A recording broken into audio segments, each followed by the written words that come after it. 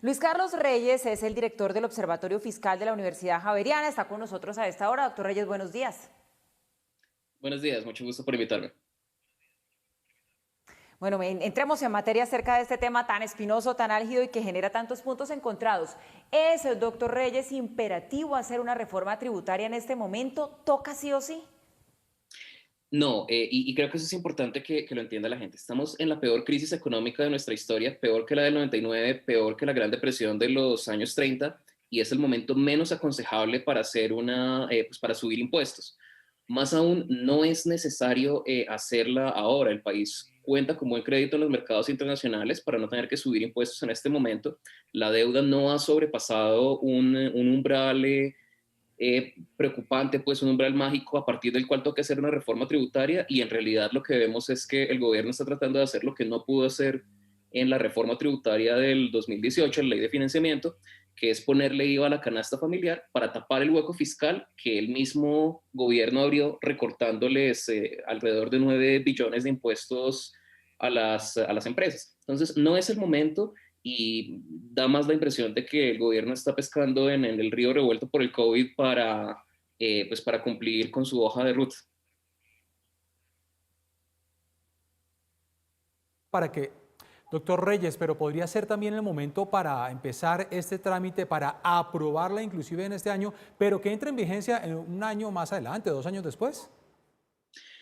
Pues a ver, si la reforma se tramita este año, entraría en vigencia el próximo año, y pues la crisis económica en la que estamos, su fin no va a comenzar hasta que estemos todos vacunados. Y pues como todos podemos ver, nos llegó primero la reforma tributaria que la vacuna, sí, o sea, hasta final de este año definitivamente no vamos a estar todos vacunados, pues no parece, y la recuperación va a tomar tiempo. Entonces, creo que bajo cualquier escenario es demasiado prematuro hacerlo. Además, la reforma que está planteando el gobierno no es la reforma que se necesita. El gobierno quiere ponerle impuestos al consumo, pues al IVA que pagan las familias colombianas para reducir, para mantener las reducciones en impuestos a los ingresos de capital, que son las utilidades de las empresas y los dividendos que éstas les pagan a sus accionistas.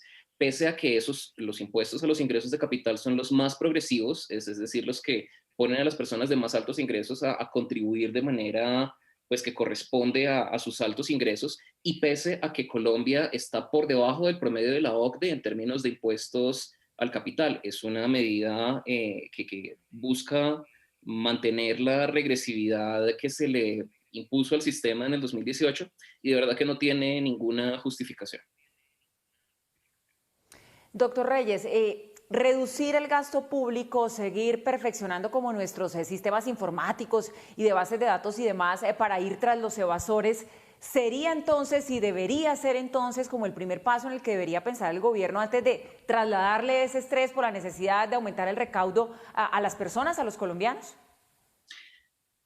Creo que es bien importante que como lo menciona, el gobierno se enfoque digamos, en buscar a los evasores, que la gente pague los impuestos que ya existen. Creo que eso podría aumentar el recaudo de una manera importante, pero sí tenemos que tener presente que la reducción del gasto, si bien es una cosa que siempre se maneja en las campañas presidenciales, es algo que suena bien, que suena prudente, es algo que no es realista en Colombia, porque puede que haya desperdicio en algunos rubros, pero lo cierto es que el Estado colombiano es relativamente pequeño en términos de gastos, ¿sí?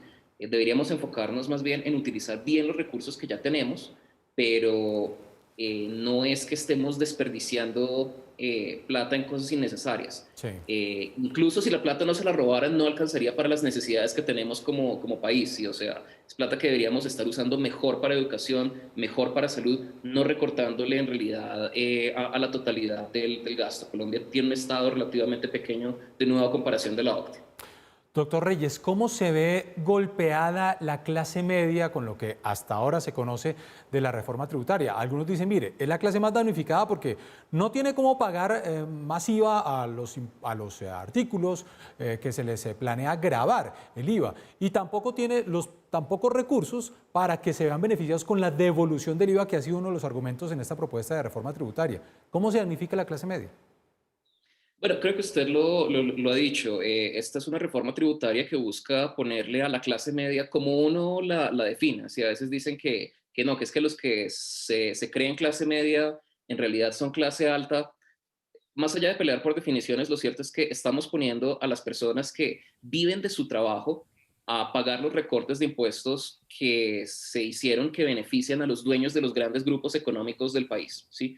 Entonces, sí, quienes no están recibiendo devolución del IVA, que esa es los que reciben devolución del IVA son una pequeña minoría del país, van a estar financiando los recortes de impuestos que se les hicieron a los que reciben ingresos de capital en el país que están concentrados en el 1% más rico de los colombianos. Doctor Reyes, y sobre este tema de la base tributaria, de ampliar la base tributaria, que es una de las propuestas que se estudiaría si esta reforma finalmente se presenta y llega a buen término, ¿qué decir? Allí si no es algo en lo que estamos en deuda, en Colombia pagan o pagamos impuestos muy poquitos. ¿Qué porcentaje de los colombianos tributamos? La gran mayoría de los colombianos pagamos impuestos empecemos porque casi todos compramos productos que tienen IVA, ¿sí? Entonces, ahí no podemos decir que haya colombianos que no estén pagando ese impuesto, que es una de las principales fuentes de recaudo. Unos de los tributos más, pues, que más se recaudan para fines tan importantes como la salud, la seguridad social, son los impuestos a la nómina que los pagan todos los trabajadores formales.